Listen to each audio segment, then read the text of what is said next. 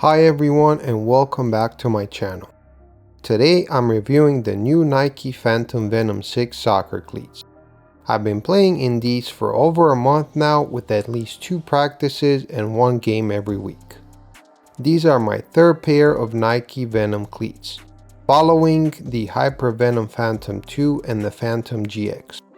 The Hyper Venom Phantom 2 is my favorite Nike cleat of all time.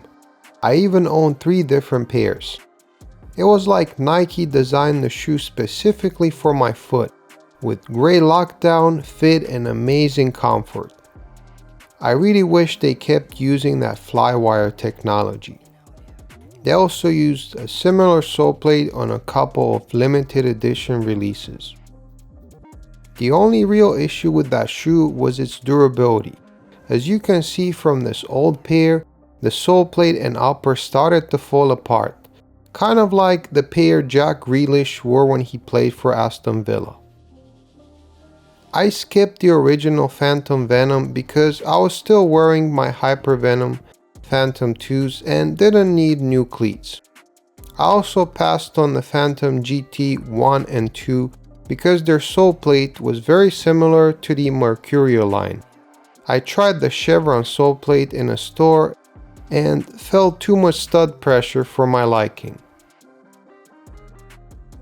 My next shoe was the Phantom GX1, which I still use as my spare pair. They've been incredibly durable, lasting me 3 years now. They offer great comfort and a good fit, not too different from the Hyper Venom Phantom 2. My only complaints were that they were a little hard to put on, and the trident studs on the heel created some minor stud pressure, but it wasn't a huge deal. I skipped the next model, the Phantom GX2, because they used a different stud pattern. Nike basically took the sole plate from the Nike Luna and changed the upper a bit. When I saw the Phantom Venom 6, a lot of things looked similar to the Phantom GX1, especially the lacing system and the number of studs. Even though the shape of the studs has changed, they're almost in the exact same place as the GX1. The fit is very similar and in some ways it's even better. The studs feel a bit less aggressive, and I love that they replaced the trident studs with blades on the heel. There are also some other great quality of life improvements. They're a lot easier to put on and take off because of these ridges on the heel. You can put your thumb on the swoosh, which has a lot of grip, making it even easier. Comparing them side by side, the GX1 is a bit taller and has a smaller swoosh. The exposed flyknit on the new Phantom 6 feels more premium and has a different texture.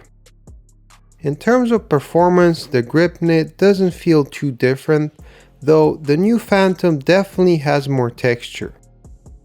On feet, you probably won't notice a significant difference from the GX1. Both are comfortable, but the new Phantom once again feels more premium.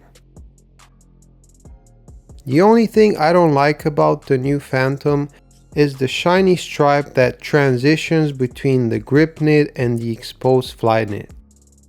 It doesn't affect performance, but it's a little too flashy for me. Overall, I love the design and I was lucky to get this colorway, which has a nice mix of black, gray, navy, and sky blue. The inside of the cleats are also well designed.